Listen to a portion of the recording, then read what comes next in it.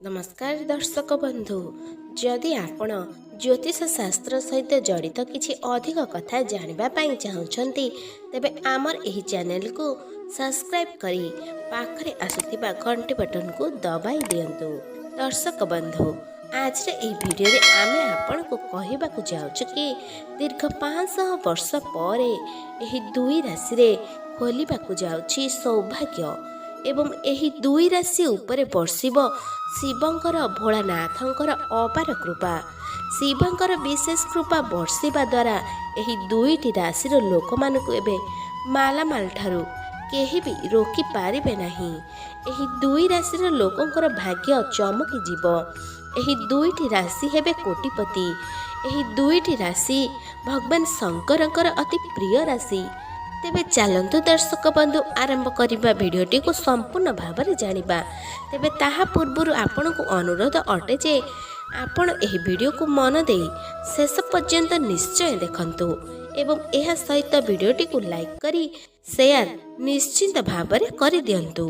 तेबे आसंतु जानि नेबा कोन सही दुई गोटी राशि जहार ऊपर बर्षिबा को जाउची भोलानाथ महादेवंकर कृपा।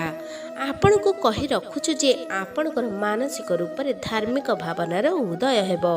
आपणकर राजयोग बनिब। एही वर्ष रे आपण कोटिपति रास्ता रे जीवाकु जाउछंती। आपण राजगादी रे बसिबाकु जाउछंती। तेबे से दुई राशि केउ माने अटंती कहार ऊपर प्रभुंकर अपार कृपा पड़िबाकु जाउछि।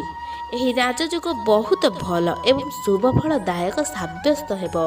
आपणक जीवन साथी सहित संबंध मधुर हेब। आरंभ करने पाई आगामी दिन बहुत शानदार होई जीव। स्वामी स्त्री कौनसी बाहर को बुलवा को जाय पारंती। एही समय रे स्वामी स्त्री रे संपर्क बहुत मधुर हेब। पाठ पढ़ारे पिलांकर उन्नति हेब। भल रिजल्ट मध्य करिवे एही समय रे एवं आगामी समय आपणक पाई लव लाइफ पाई बहुत उचित हेब। शुभ साब्यस्त हेब एवं विवाहित लोक मानक पाई एही दिन सबुठारु अधिक शुभ हेबाकु जाउछि जहाकु आपण सुनी बहुत अधिक खुशी हेबे एवं एही खुशी खबर आपणक पाई प्रेम मामला रे बहुत लाभदायक हेब। आपणकर आर्थिक स्थिति मजबूत रहिब। आपणकर कलात्मक एवं सृजनात्मक शक्तिर प्रशंसा हेब। व्यर्थ कार्य करबा ठारू दूरे रुहंतु। आपणकर सब मनस्कामना गुड़िक पूरण हेबाकु जाउछि। आपणकर आर्थिक समस्या गुड़िक दूर हेब। आपणकु खूब शीघ्र चाकरी मिलिबार संभावना बनुछि। अविवाहित लोक मानकर विवाह खूब शीघ्र हेबाकु जाउछि। आपणक जीवन साथी सहित बहुत प्रकार दर्शनीय स्थान बा कौनसी जगह को बुलिबा को जाई पारंती। आपण एक बड़ खुशी खबर मिलवा पाई जाउछि। निजर ऊपर विश्वास रखंतु। आपणकर सबु बिगड़ी जाइथिबा कार्य बहुत सुरखुर चालू हेब। आपणकर आत्मविश्वास कम हेबाकु दियंतु नाही। आपणकु प्रेम प्रस्ताव मध्य मिली पारे। लव लाइफ कथा कहिले जदि आपण काहाकू निजर मन कथा खोली कहबाकू चाहुंचंती तेबे एही समय ठीक समय अटे। एबे आपण कहि पारंती। यह सबुठारु आपणक पई भल समय चलीछि। आपणकर पार्टनरकर ऊपर अधिक ध्यान दियंतु।